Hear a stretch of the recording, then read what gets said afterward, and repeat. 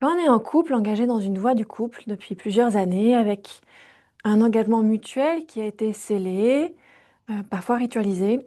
et en tout cas qui a une base et un socle commun, qui est une fondation dans le lieu du couple, on est amené, au fil de la vie, à vivre des expériences dans la relation à l'autre, dans la relation à l'extérieur, du fait que le couple n'est pas un lieu enfermant, mais un lieu d'ouverture et de liberté. Et dans un contexte de couple qui choisit une relation exclusive, dans un couple de deux personnes qui sont unies, qui reconnaissent l'engagement mutuel dans cette voie d'union, la vie est la vie. C'est-à-dire que notre corps, notre humanité, notre énergie de vie continue à relationner avec l'extérieur. Et je vais continuer à être touchée dans la relation à l'extérieur, même en dehors de l'espace du couple. Je vais continuer à être touchée par ce qui m'émeut, par ce qui euh, ouvre un envol de mes sens et ce qui peut éveiller mon énergie de vie et mon désir sexuel. Et là, on rencontre un point qui est vraiment important à ouvrir, à mettre en flux et à nommer, à parler, qui est l'émergence du désir pour une autre personne que l'espace du couple, que le duo du couple. Et c'est un lieu qui est très délicat, parce que le lieu, les forces de désir, les forces de mise en mouvement, de mise en circulation de l'énergie sexuelle, va vraiment créer un magnétisme et un désir d'aller à la rencontre de ce qui a généré l'éveil de cette force, de cette énergie en nous. Et là, je parle simplement dans le fait de rencontrer une personne, parfois c'est une personne qu'on connaît depuis longtemps, mais en tout cas qu'il y a quelque chose qui se passe dans notre corps, dans notre cœur, dans notre bassin, dans notre énergie de vie, une circulation qui se met en mouvement et qui réveille une forme de désir. Il y a une grande vigilance à maintenir et à garder à cet endroit de l'éveil du désir en nous. Il est primordial et fondateur de se souvenir que l'émergence de notre propre désir nous appartient et n'est pas forcément le lieu n'est pas extérieur. Il y a certes peut-être une configuration, une force d'énergie, une aura qui va nous réveiller cette énergie en nous, mais c'est fondamental de se souvenir que cette énergie est née depuis notre propre essence.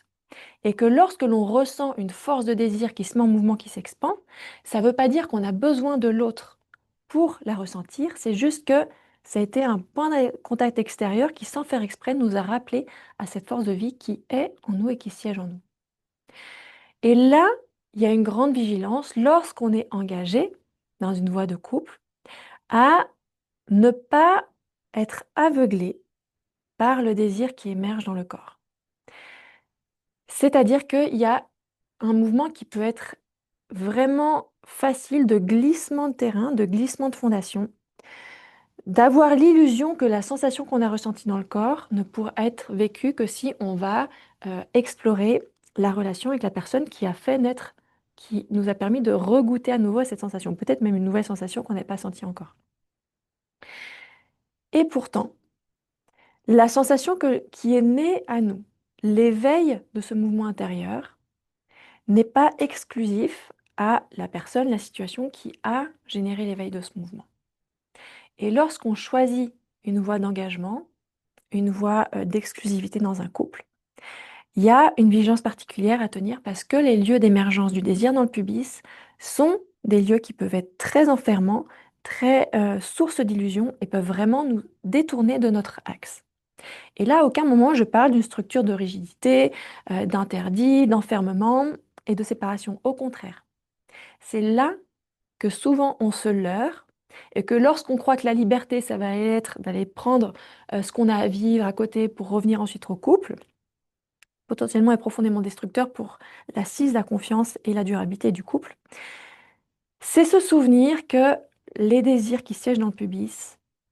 sont très empreints de nos blessures les plus profondes, en lien avec l'illusion de la fusion originelle, avec la trahison, avec la honte, avec la séparation. Et lorsqu'on remet de la clarté sur, OK, cette énergie de désir, elle émerge, peut-être en présence d'une certaine personne, qui n'est pas mon partenaire, qui n'est pas mon couple, comment est-ce que je peux avoir la force de concentration et de maîtrise de mon axe pour me souvenir que c'est une énergie qui m'appartient et que je peux la cultiver, la retrouver et même la mettre à disposition dans l'espace du couple pour qu'elle vienne servir et nourrir la voie du couple et pour qu'elle ne soit pas source de séparation, de souffrance et de division. Parce que oui, dans la vie, on va avoir des situations, on va rencontrer des personnes où sans faire exprès, il y a quelque chose qui va jaillir en nous. Et parfois, c'est beaucoup plus fulgurant, parfois même c'est beaucoup plus intense et d'une qualité qu'on n'a jamais rencontrée avec la personne avec laquelle on est en couple. Et pourtant, est-ce que c'est réellement une personne avec qui je voudrais tout abonner pour construire ma vie? Est-ce que si c'est le cas, c'est autre chose, c'est une autre histoire, c'est qu'on sort du couple et là, notre couple n'était plus notre réalité, on a besoin de vivre notre réalité. Ça, c'est une autre histoire. Mais dans un contexte où je sais, je continue à sentir en vérité avec moi-même que la fondation de la structure de vie que je choisis aujourd'hui, c'est encore celle du couple dans lequel je suis engagée, alors la présence du désir qui se manifeste dans une autre circonstance, dans une autre situation, ne veut pas dire c'est mieux que dans mon couple, donc il faut absolument que j'aille là parce que sinon je vais rater quelque chose. Il y a souvent la peur de passer à côté de quelque chose, souvent la peur de rater qui peut nous faire complètement dévier de notre centre. Parce que finalement, notre centre, lorsqu'on est engagé dans un chemin de couple sain qui est conscient, il est là, il est dans le couple. Donc l'émergence du désir, elle n'est pas là pour séparer, nous faire perdre la maîtrise de notre centre. C'est un lieu qui nous demande d'approfondir notre maîtrise dans la canalisation, la mise en circulation et la mise à disposition de notre propre énergie de vie, de notre propre énergie du désir, de notre propre énergie sexuelle. Et lorsqu'on a senti un mouvement qui peut-être est inconnu jusqu'alors dans l'espace du couple, c'est que cette énergie est disponible pour nous et peut-être pour ouvrir dans l'espace de notre couple.